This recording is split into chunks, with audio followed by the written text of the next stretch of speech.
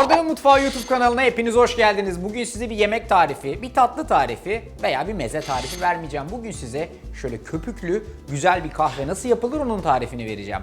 Bu tarifi yaparken bana bazı asistanlarım eşlik edecek.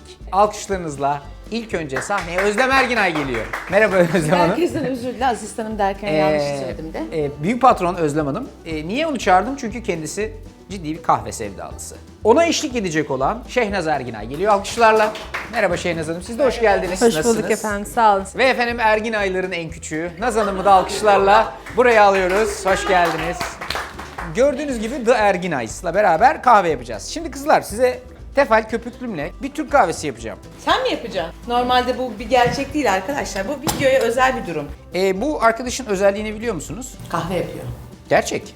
Sadece kahve yapmıyor. Adı niye köpüklüm biliyor musun? Ben köpüklü sevdiğim için. Yok. O köpüklü kahve yapabildiği için. Bir ikinci özelliği de közde pişirme özelliği var. Böyle güzel köz tadı var. Hani var ya böyle közde kahve pişirme özelliği. Ya bir şey söyleyeceğim. Kadınların her şeyi elinden aldınız ya. Közde köpüklü kahve. Al sen yap. Al. Ben ne yapacağım? Sen yapacaksın. Hep biz yapıyoruz zaten. Peki.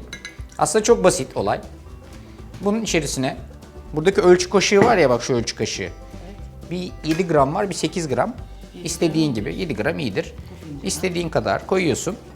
Arkasından da kahveyle suyu güzelce karıştırıyorsun. Tel ve dibe çöküp böyle alt tarafta kömür gibi olmasın. Hafif karıştırıyorsun. Siz nasıl kahve Ay gerçekten. Siz nasıl kahve Gerçekten. seversiniz Oğlum, arkadaş bizi ya? istemeye geldiklerinde biz kahve yapmış insanlarız. Peki bir şey söyleyeceğim. Böyle... Böyle Asıl seni istemeye geldiklerinde ne yapacağız? sen böyle közde pişirebildin mi peki? Kızın evine önceden gönderelim mi? Kız istemeye gittiğimizde ben yapmayacağım kahveyi, yapan düşünsün yani. Evet. Şimdi seni istemeye geldiler. Bayılıyor bu. Mevzuya bayılıyor ya Seni istemeye gerçekten. geldiler diyorum ama bak bakalım. Heh. Biz istemeye gittik. Evet, evet. O kız getirdi sana böyle tuzlu falan bir kahve. Tabii. Niye getirdiğini biliyor musun? Adettendir diye. Ama neden adet? Yok bilmiyorum niye? Çünkü sen onun elinden zehir olsa içecek misin? Yoksa onu rencide edip millete duyuracak mısın? Bu bir sınav. Kafadan böyle acı Arkasında çileyle duracak başlıyor. mısın Hep biz onun hatasına rağmen. yani evlilik sınavla başlıyor yani maşallah. Tamam içeceğim. Sonra içeceğim. İçer misin yani? İçerim ya senin elinden yediğim yemeklerden sonra onu da içerim herhalde. Özlem. Peki şimdi siz köpüklümün son halini gördünüz mü? Bak öttü, dıt dırıt dırıt dırıt yaptı. Gözde mi yaptın sen? Bak gel ya bak köpüğe bak gel. Yalnız hocam görüyorsun yani kahvede artık bir dünya markasıyım yani çok da güzel köpüklü kahve yaparım. Bak bunun sayesinde mutfaklarda değişen şeyi söylüyorum. Çay kaşığıyla köpük transferi bitti. Çünkü hepsi köpüklü oluyor anladın mı? Eskiden nasıldı?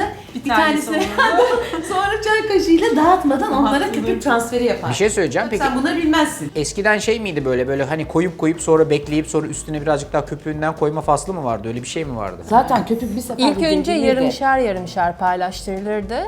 Sonra tekrar yeniden kaynatılıp Ama o devre son çünkü köpüklü oluyor. Bak böyle. paylaştırırdın üstüne. Ne stres olurdu o da ya. Evet. İşte bak o kadar artistik yaptınız Arda bize kahve yapmaz diye size kahve yaptım. Ay.